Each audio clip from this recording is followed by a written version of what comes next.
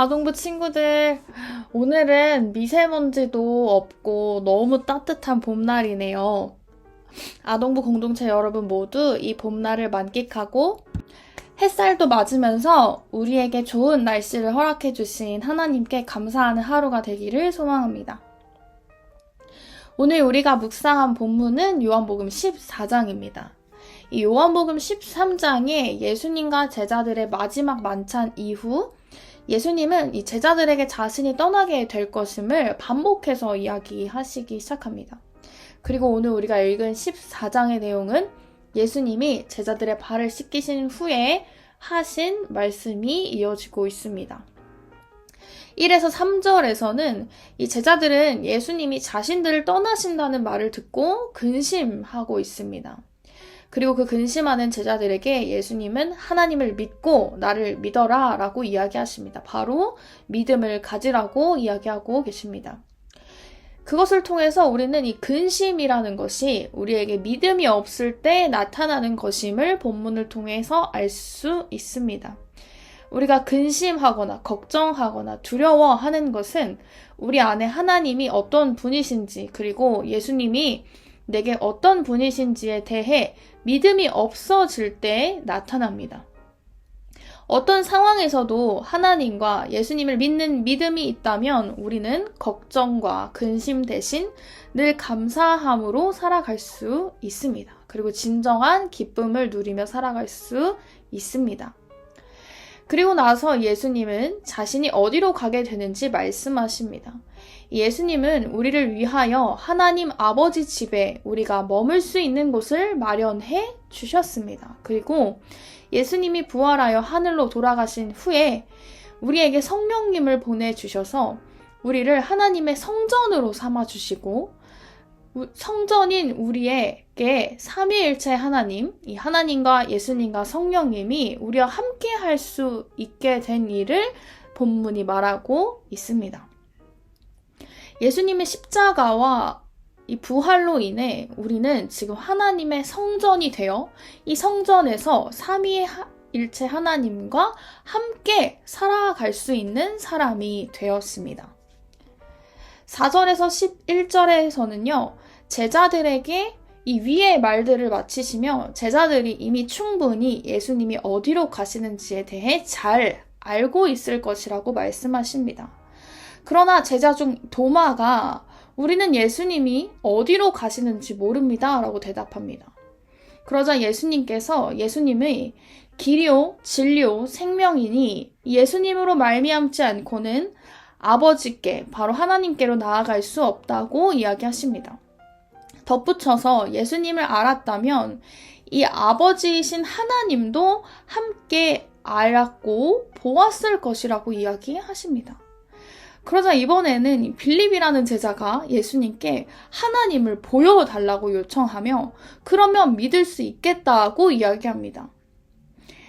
그러자 예수님이 나와 함께 오래 있었는데 어떻게 하나님을 보이고 증명하라고 할 수 있는지에 대해 물으시며 이제껏 예수님이 하신 모든 말과 행동은 스스로 하신 것이 아니라 아버지이신 하나님께서 예수님 안에 계셔서 하신 일인 것이라고 말씀하십니다. 이 말씀에서는 예수님은 어떠한 분이시며 하나님과 예수님은 또 어떠한 관계인지 설명하고 있는 본문입니다. 예수님은 아버지이신 하나님의 뜻대로만 사셨습니다. 예수님의 모든 삶 그 자체는 바로 하나님의 뜻이었습니다. 예수님은 하나님의 마음으로 행동하시고 말하시고 사람들을 대하셨으며 기적을 행하셨습니다. 바로 예수님과 하나님은 함께 하기 때문입니다. 그리고 예수님 안에 하나님이 함께 하셨기 때문입니다. 예수님은 삶 자체로 하나님 아버지를 보여주셨습니다. 예수님을 아는 것이 하나님을 아는 것이고 예수님을 보는 것이 하나님을 보는 것입니다. 그렇기에 예수님은 하나님 아버지께로 나아가는 참된 생명의 길이십니다. 진리이신 예수님의 말씀에 순종하고 생명이신 그분의 삶을 따를 때 우리도 하나님께로 나아가는 길 위에 설 수 있습니다. 우리는 예수님에게서 하나님을 볼 수 없다면 하나님을 알아갈 수 있는 길은 그 어디에도 없습니다. 그러나 오늘 이 말씀에서 이 제자들과 예수님의 관계는 그렇지 않았음을 알 수 있습니다. 예수님이 사역하시던 3년의 시간 가운데 가장 가까운 자들은 제자들이었습니다. 제자들은 예수님의 24시간 모든 날들을 다 옆에서 지켜봤고 함께 했습니다. 아침에 일어나서 잠드는 순간까지, 그리고 잠자는 시간까지도 예수님과 함께 했습니다. 그러나 제자들은 예수님이 누구의 뜻을 따라 살고 누구의 뜻을 따라 말하며 예수님이 정말 어떠한 분인지 이해하지 못했습니다. 그렇기에 오늘 본문에서 제자들은 계속해서 질문했습니다. 정말 몰랐기 때문입니다. 예수님을 통해서 하나님을 알지 못했습니다. 자신들과 함께하는 예수님이 어떤 분인지 몰랐습니다. 어쩌면 제자들의 관심은 예수님 그 자체가 아니라 예수님을 통해 얻게 되는 자신들의 이익과 명예, 명성만을 원했기 때문일지 모릅니다. 예수님 그분 자체를 구하지 않고 알지 않았기에 제자들은 여전히 예수님을 모르고 있었습니다. 12절에서 14절에서는 예수님은 제자들에게 그리고 믿는 자에게 이 남은 일들을 맡기시고 그 일을 이루어가는데 예수님이 도와주실 것임을 약속하십니다. 바로 믿는 자에게 성령을 보내시고 예수님이 하신 대로 복음을 전하며 하나님 나라를 전파하게 하시되 유대와 갈릴리를 넘어 온 세상에서 할 수 있게 하시며 이 일을 위해 예수님의 이름으로 기도하며 도움을 청할 때 예수님이 이루어 주실 것임을 약속하십니다. 우리는 예수님의 삶과 사역을 이어나가는 사람들입니다. 특정한 사역자들만 이 삶을 살아가는 것이 아닙니다.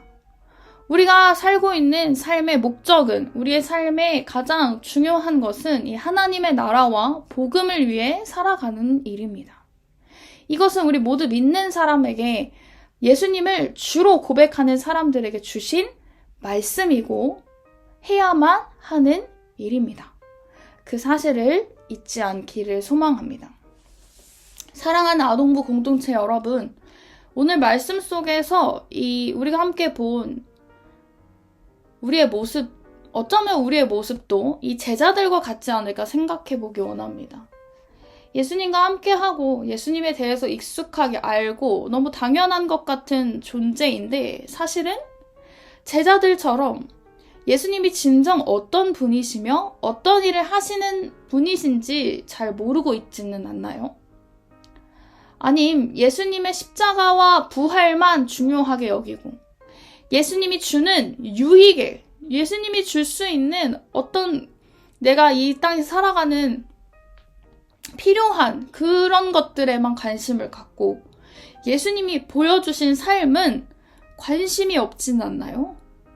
오늘 말씀을 통해 우리가 예수님을 통해 하나님을 더욱 알아가고 예수님을 진짜로 더 알아가는 우리가 되기를 소망합니다. 제자들처럼 함께 있으나 함께 있는 것 같지 아니하는 그런 존재가 아니라 정말로 예수님을 알아가고 아버지를 알아가는 우리가 되기를 소망합니다. 그럼 내일 또 만나요. 안녕.